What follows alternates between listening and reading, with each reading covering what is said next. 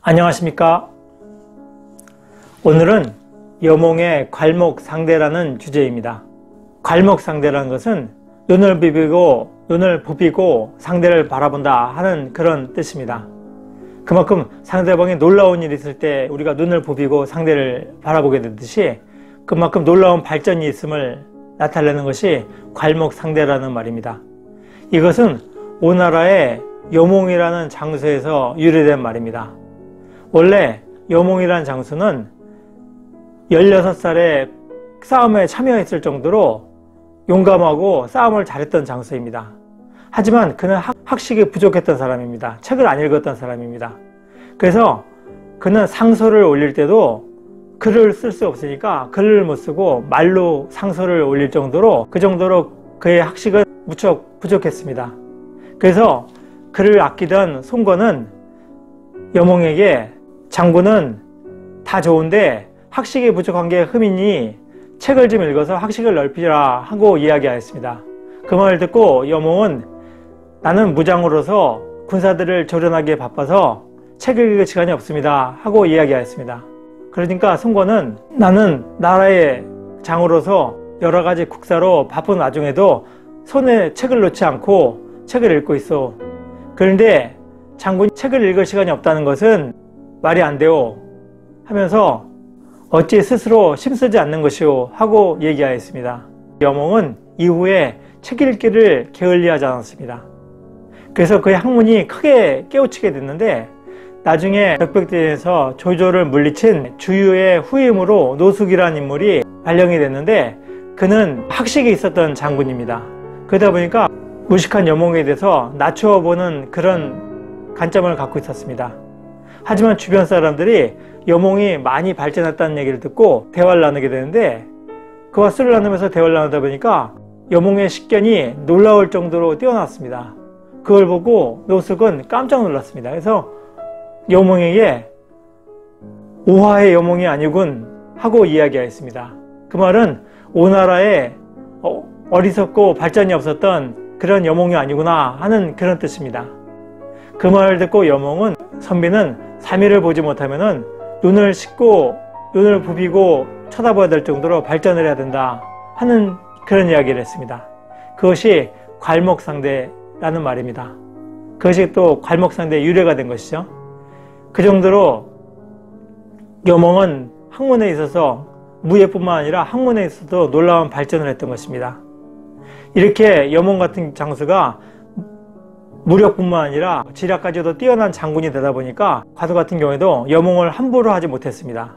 그래서 여몽이 당시 형주지방, 그러니까 관우하고 대치하고 있는 지역에 오나라 사령관으로 있으니까 관우 같은 경우에도 그를 경계해서 위쪽으로 위나라를 공격할 때, 번성을 공격할 때도 적극적으로 공격을 못했습니다. 많은 병력들을 후방에 남겨두고 여몽을 경계해야 했던 것입니다. 그 당시 송건 같은 경우에는 두 가지 선택지가 있었는데 하나는 서주지방을 차지하는 것과 하나는 형주지방을 차지하는 것입니다. 근데 서주지방 같은 경우에는 평지이기 때문에 그쪽 지방을 차지해봤자 그 조조의 우수한 기병으로 말미암아 지키기가 어려운 지역입니다. 하지만 형주지방 같은 경우는 강이 많은 지역이기 때문에 그 강을 이용해서 방어에 유리한 지역입니다. 그리고 당시 유비가 차지했던 그 형주지방은 양자강의 그 상류에 해당하는 지역입니다. 그렇기 때문에 배를 이끌고 오나라 쪽으로 공격해 들어오게 되면 상류에서 하류로 공격하는 거기 때문에 공격이 수월하게 되는 것입니다. 그래서 전략적으로도 상당히 위협이 되는 것입니다. 원래 노숙 같은 경우에는 유비와 손잡고 위나라의 조조를 대항해야 한다는 그런 관점을 갖고 있었는데 여몽 같은 경우에는 일단 형주지방을 차지해야 된다. 그래서 영토를 넓히고 굳건히 해야 한다 하는 그런 주장을 갖고 있었습니다. 그래서 형주지방을 노리고 있었던 것이죠. 여몽은. 그걸 알고 있었기 때문에 관우도 함부로 그 여몽에 대한 경계를 놓치지 않았었습니다. 그런데 여몽이 병을 핑계 삼아서 후방으로 물러나게 되니까 그리고 그 지역에 자신의 후임자로서 육선이라는 인물을 부임시키는데 육선은 당시 이름이 알려지지 않은 장수였습니다. 사실은 굉장히 뛰어난 인물인데 이 사람은 아직까지도 무명이었던 것이죠. 그러다 보니까 육선이 그 형주 쪽으로 형주 방면으로 사령관으로 가서 관우에 대해서 공손하게 편지를 써서 많은 가르침을 바란다 하고 고개를 숙이게 되니까 관우 같은 경우는 저런 애송이 따위는 별로 걱정할 것이 없다 하면서 군대를 몰아서 그 위나라의 번성 공격에 투입을 합니다. 그러다 보니까 위나라 같은 경우에는 그 번성이 위태로워지게 된 것이죠. 양양이 함락되고 번성이 위태로워지니까 우금이라는 장수와 방덕이라는 장수를 보내게 되는데, 사실 우금 같은 장수도 위나라에서는 5대 장군 중에 하나입니다. 그러니까 굉장히 뛰어났고 엄격했던 장군이었는데, 그런 장군과 부장으로서 방덕을 보냈는데 그 사람들이 관우의 수공에 의해서 모두 사로잡힙니다.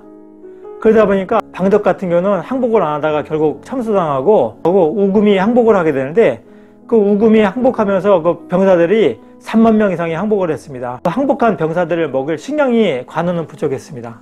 그래가지고 오나라 지역에 상관이라는 지역에 식량 창고가 있었는데 그 지역을 관우가 급습을 합니다. 그래서 거기는 곡식을 가지고 포로들을 먹입니다. 여몽이 없는 오나라는 별로 관우의 입장에서는 두려울 것이 없는 상태였던 것이죠. 관우가 그 오나라의 그 상관 지역을 습격해서 식량을 털어가다 보니까 오나라 입장에서도 관우를 공격할 수 있는 명분이 생기는 것이죠. 그래서 여몽은 몰래 군사를 이끌고 와서 강릉과 공안 지역을 공격합니다. 그래서 마침 강릉과 공안 지역을 담당했던 사람들은 관우에 대해서 불만이 있었습니다. 관우에게 흠이 잡혀가지고 처벌을 기다리고 있던 그런 사람들이었는데, 그러다 보니까 오나라의 군사가 몰래 접근해 오니까 그들에게 쉽게 항복을 하게 됩니다. 그리고 강릉에 갇혀있던 우금이라든가 그런 장수를 풀어주게 되죠. 강릉이라든가 공안 같은 지역은 관우의 핵심 지역입니다. 그런데 그 지역을 여몽이 피도 별로 안 묻히고서 점령하다 보니까 결국 여몽 같은 경우에는 군사들에게 엄하게 그 훈령을 내려가지고 거기는 사람들을 괴롭히지 말아라 하는 명령을 내립니다. 그래서 사람들을 오히려 강릉에 있는 사람이라든가 공안 사람들을 오히려 다독여주고 그들을 우대해 주니까 그들이 오히려 관우가 있을 때보다 오히려 살기가 편해졌던 것이죠. 그래서 관우가 처음엔 몰랐다가 나중에 강릉 지역이 함락된 다음에 깜짝 놀라가지고 부하들을 끌고 내려오게 되는데, 그러니까 번성의 포위를 풀고 내려오게 되죠. 그러면서 소문을 계속 들으니까 그 부하들이 자기 고향에 자기 부모를 잘 있나 하고 계속 물어보는데, 그 사람들이 갔다 온 사람들 얘기가 다들 별일 없이 잘 지내고 있고 오히려 옛날보다 더 코하게 대우받고 잘 지내고 있다고 하니까 부하들이 다들 그 얘기를 듣고 전의를 잃고 다 탈영을 하게 됩니다. 그래서 다시 자기 집으로 다 돌아가게 되니까 관우는 갈수록 부하들이 줄어든 것이죠.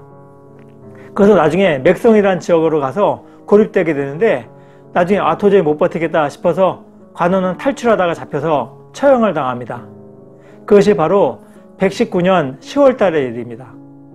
그런데 그로부터 공교롭게도 2달 후에 그 여몽이라는 장수가 병으로 죽게 됩니다. 그래서 이것이 삼국지연의에서는 관우의 훈령이 여몽을 죽였다 하고 그런 식으로 묘사가 돼가지고 나중에 관우가 신격화하는데 크게 공헌하게 되는 그런 일화가 되죠. 용감하지만 무식하였던 여몽이 괄목 상대하여서 제약을 갖춘 명정으로 발전함으로써 삼국의 역사는 새롭게 쓰여졌습니다. 그리하여 촉한의 천하통일의 꿈은 어찌 보면은 여몽에 의해서 깨어졌다 하고도 말할 수 있습니다. 여몽의 기습에 의해서 관우가 죽지 않고 그를 통해서 이능대전이 없었다면은 아마도 유비의 힘은 점점 커져나갔을 것이고 천하통일의 위협은 어쩌면은 촉한에 의해서 이루어졌을지도 모릅니다. 노력하는 여러분의 동반자, 동반TV입니다. 감사합니다.